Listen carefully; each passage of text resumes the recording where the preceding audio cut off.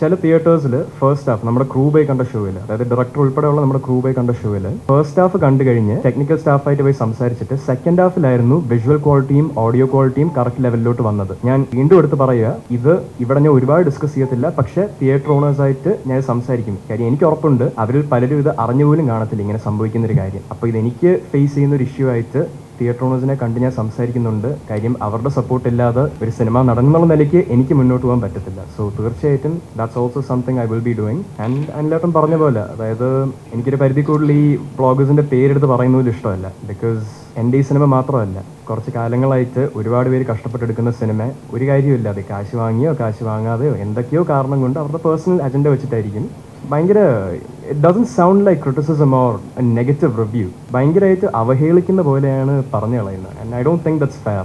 Again negative പറയാം, positive പറയാം. You cannot completely kill of someone's work.